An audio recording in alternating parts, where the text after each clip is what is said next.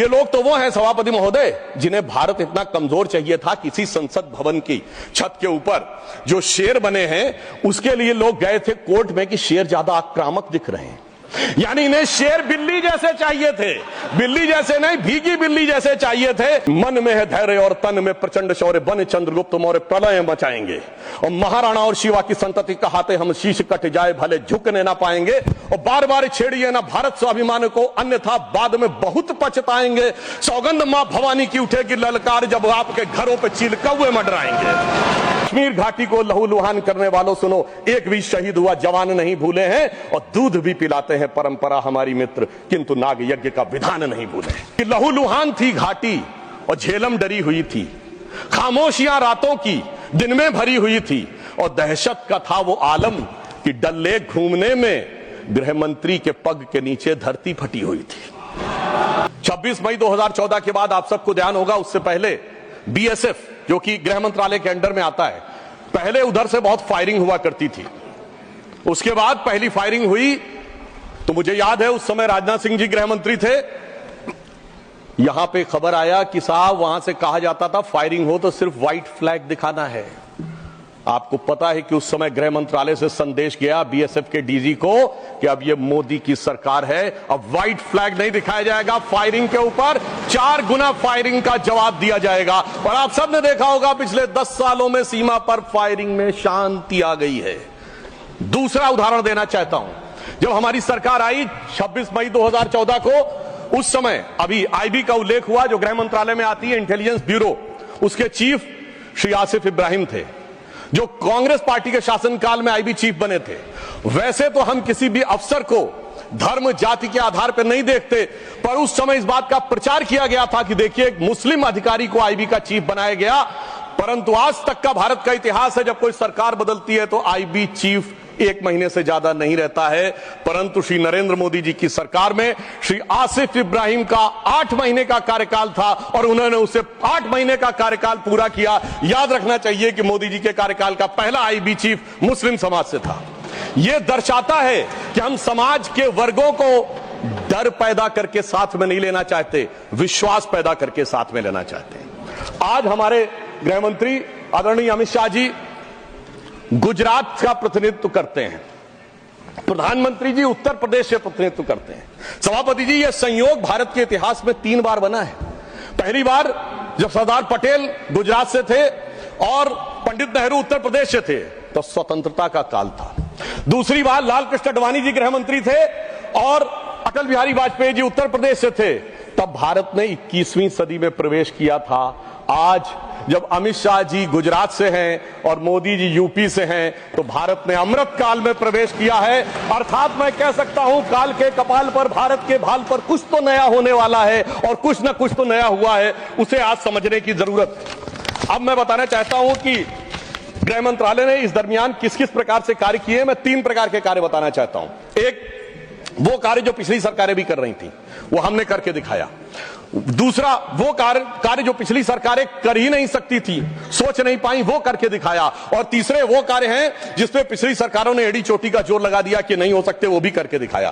पहली श्रेणी में वो कार्य हैं, यानी मैं मानता हूं दूसरी सरकारों ने भी प्रयास किया होगा कि आतंकवाद की घटनाएं कम हो और अपराध की घटनाएं कम हो। तो मैं बताना चाहता हूं आतंकवाद की जो कुल घटनाएं जून 2004 से 14 के बीच में 7214 थी, जो 14 से 2024 के बीच में 2240 से 69% की कमी आई है। कुल मृत्यु जो नागरिकों की और सिक्योरिटी फोर्सेस की होती थी उसमें 68% की कमी आई है।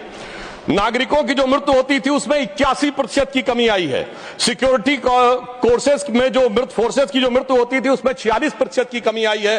और मैं एक महत्वपूर्ण बात बताना चाहता हूं, स्टोन पेल्टिंग के इंसिडेंसेस 2010 में 2654 थे, अब 0 हैं।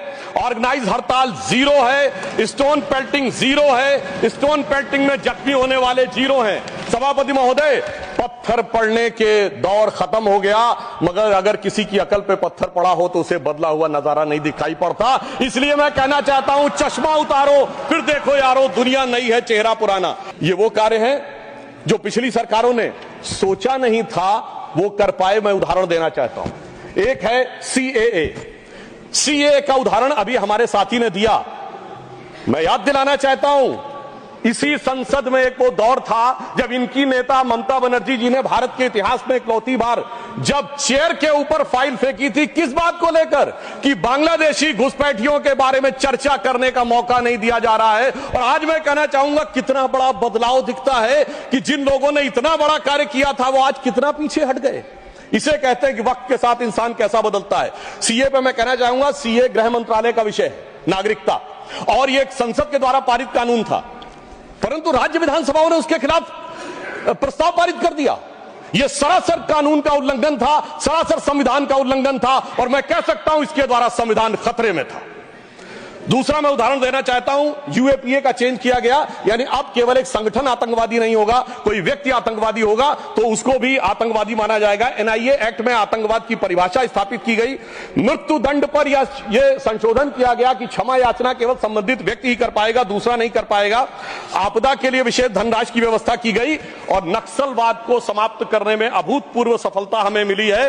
अभी दिसंबर के महीने में हमारे गृह मंत्री अमित शाह जी नक्सलवाद प्रभावित क्षेत्र में सीआरपीएफ के कैंप में पूरी रात गुजार कर आए हैं। जो लोग ये कहने का प्रयास करते हैं कि इसको डर और किससे वो, उससे उनको समझने का प्रयास करना चाहिए। अब वो दौर चले गए सभापति महोदय। मुझे याद है 6 अप्रैल 2010 को दंतेवाड़ा में 76 सीआरपीएफ के जवान शहीद हो गए थे, और उसके बाद ऐसे समाचार आते थे कि देश के कुछ विश्वविद्यालयों में शहीद जवानों के प्रति नहीं, नक्सलवादियों के समर्थन में कार्यक्रम हो रहे थे। वो दौर अब समाप्त हो गया।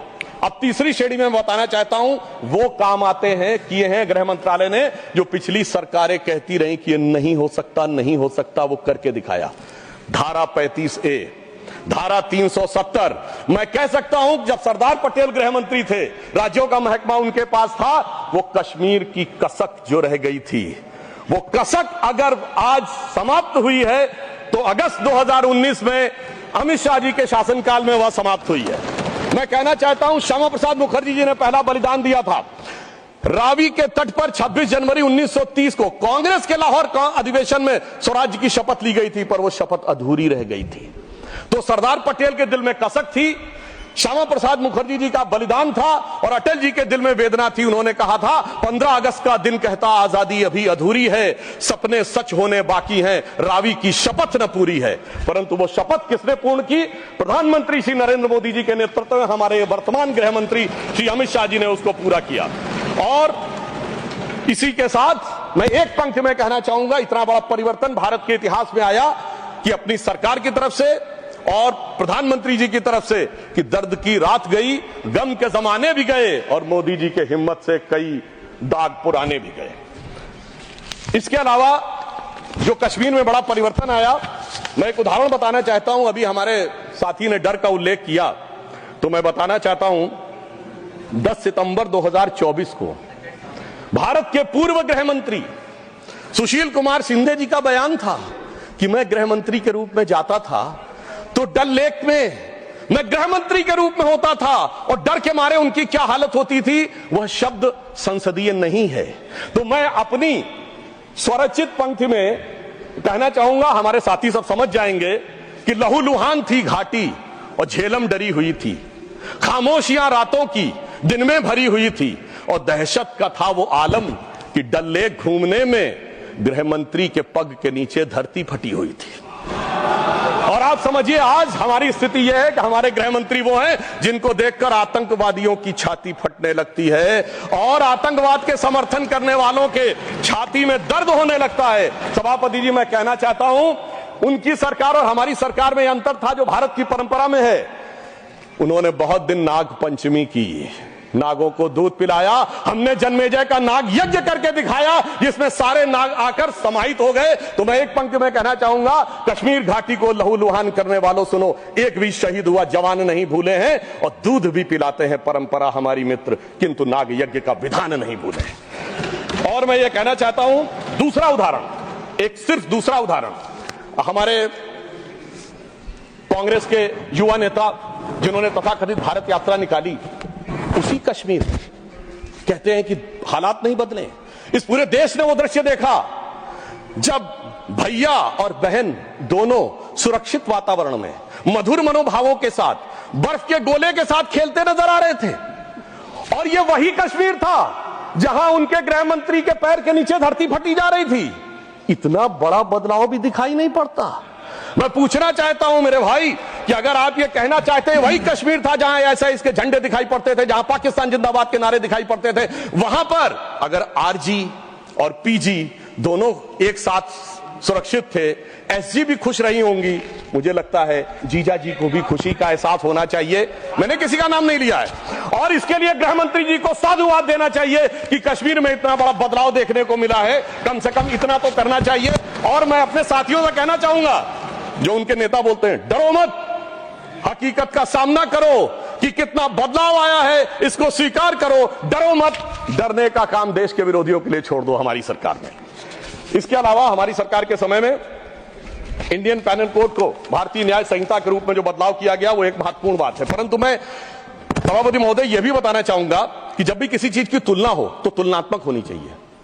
जब हमारी सरकार आई और गृह मंत्रालय का दौर आया तो उस जमाने में क्या अंतर था सिक्योरिटी में और आज क्या बड़ा अंतर है। राष्ट्रीय सुरक्षा सबसे प्रमुख दायित्व है। जैसा कि हमारे साथी ने कहा, लॉ एंड ऑर्डर तो स्टेट का सब्जेक्ट है, पर राष्ट्रीय सुरक्षा गृह मंत्रालय की बात मैं पूछना चाहता हूं। हमारी सरकार आने से पहले दिल्ली में धमाके नहीं होते थे क्या? मुंबई में नहीं होते थे? चंडीगढ़, गुवाहाटी, लखनऊ, फैजाबाद, जयपुर, नागपुर, हैदराबाद, कौन सा ऐसा शहर का जहां धमाके नहीं होते थे? चलती ट्रेन में धमाके, चलते बस में धमाके, लोकल ट्रेन में धमाके, और लिखा रहता था बस अड्डे पे धमाका, रेलवे स्टेशन पे धमाका, लिखा रहता था छूना नहीं, धमाका हो जाएगा। मगर इसके बावजूद आज वो केवल दक्षिण कश्मीर के 4 जिलों तक सीमित हो गया है। इसके बावजूद इतना बदला हुआ नजारा नजर नहीं आता है। यह दर्शाता है कि कितना पूर्वाग्रह की दृष्टि है। और यह भी मैं बताना चाहता हूं, इस सरकार, पिछली सरकार के शासनकाल में जांच के अंदर किस प्रकार का कार्य हुआ, मैं 2 चीजों का उदाहरण देना चाहता हूं। समझौता एक्सप्रेस केस दुनिया के इतिहास का इकलौता केस होगा कि पहले वहां सरकार जांच कर रही थी कि पाकिस्तान ने कराया, अचानक यू टर्न ले लिया और तथाकथित हिंदू आतंकवाद पे आ गए। किस आधार के ऊपर? आरोपी के रूप में असीमा आनंद जी का जेल में इंटरव्यू। मैं पूछना चाहता हूं जेल में इंटरव्यू कैसे हुआ? बजाय इंटरव्यू लेने वाले पे कार्रवाई होने के पुलिस के सामने दिया गया बयान एडमिसिबल नहीं होता है और इंटरव्यू के आधार के ऊपर चेंज कर दिया।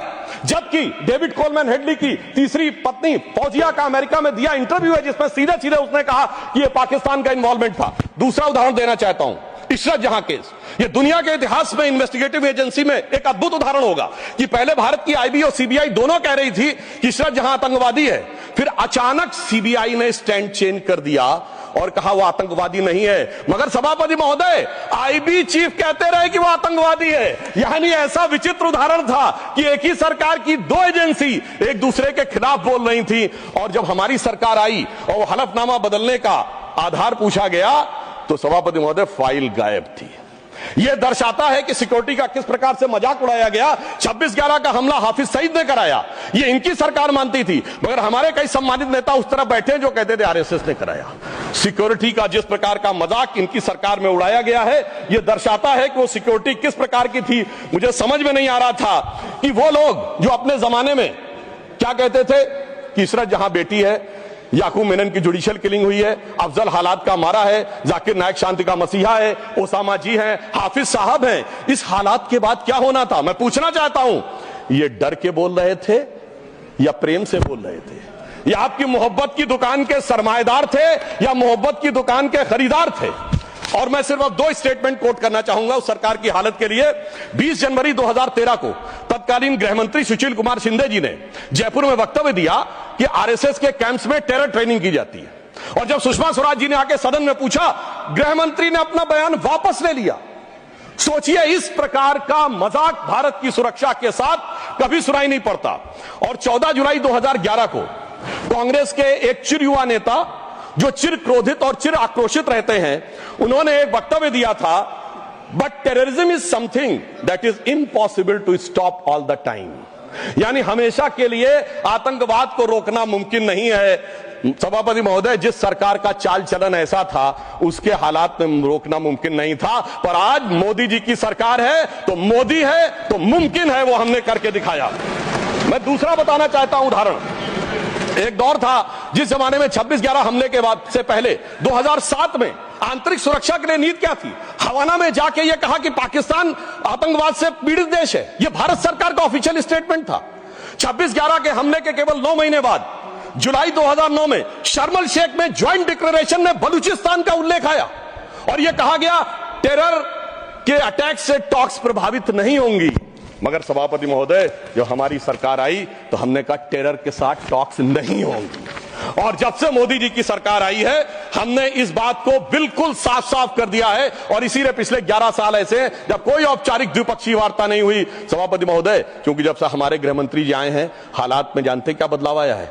उस जमाने में शांति के कबूतर उड़ा करते थे, अब गुरु गोविंद सिंह जी के बाज उड़ते हैं। और जिसे हम अपने लखनऊ की भाषा में कहते हैं कि अम्मा मियां वो दिन लद गए जब उस्ताद लल्लू खा फाख्ते उड़ाया करते थे। और अब वो बदलाव ये देखने को मिला है। ये लोग तो वो हैं सभापति महोदय जिन्हें भारत इतना कमजोर चाहिए था किसी संसद भवन की छत के ऊपर जो शेर बने हैं उसके लिए लोग गए थे कोर्ट में कि शेर ज्यादा आक्रामक दिख रहे हैं।